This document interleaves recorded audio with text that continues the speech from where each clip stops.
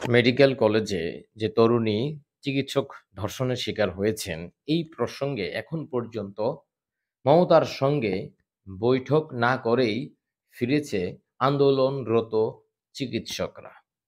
আপনারা জানেন বাংলাদেশে হাসিনা সরকারের পতন ঘটে ৫ তারিখ এবং তিনি ঢাকা থেকে ভারতে পালিয়ে চলে যান।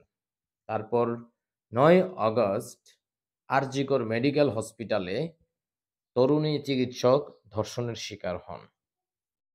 এই ঘটনার পুরো কলকাতাকে, পুরো ইন্ডিয়া এবং তার প্রতিবেশী দেশ বাংলাদেশেও প্রভাব ফেলেছে। হাসিনা সরকার যেখানে ছাত্র জনতার গণ অভ্যুত্থানের মুখে পালিয়ে যেতে বাধ্য হয়েছে ভারতে, সেই ভারতের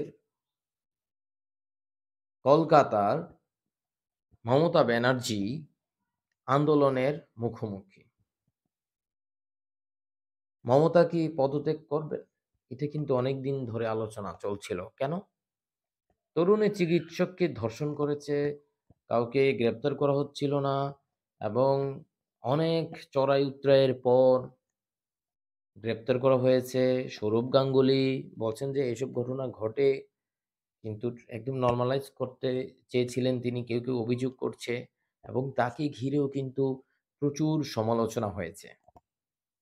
শেষ পর্যন্ত মমতার পদত্যাগের ঘোষণা দিয়েছে, ঘোষণা চলছে।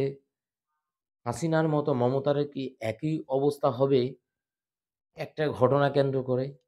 হাসিনা এবং মমতার মধ্যে বিস্তর ফারাক আছে। হাসিনা যে বিচার বহির্ভূত হত্যাকাণ্ড অথবা হাজার কোটি টাকা পাচার করেছে, মানে প্রত্যেকটা এমপি মন্ত্রী দুর্নীতিতে এমনভাবে মানে জুড়ে গেছে। কিন্তু মমতার বিষয়টা আলাদা। মমতার বিষয়টা হচ্ছে ধর্ষণকাণ্ড। এখন মমতা বলছে যে ঘটনাটা সুপ্রিম কোর্টের বিষয়। আমি একা রাজ্য চালাই না। তো আমার উপর এভাবে অ অথবা আমাকে এভাবে অপমান করে লাভ খুব একটা বেশি হবে না, অথবা তিনি বলছেন যে আমাকে এভাবে অপমান করবেন না। এখন আন্দোলনরত চিকিৎসকরা আসলে কি চাচ্ছেন? মমতার সাথে বৈঠক হবে এবং সেটা লাইভ হবে।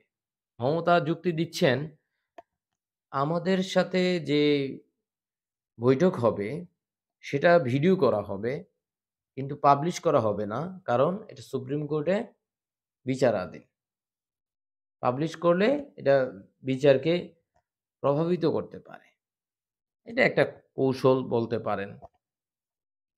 তো শেষ পর্যন্ত আসলে বৈঠক হয়নি।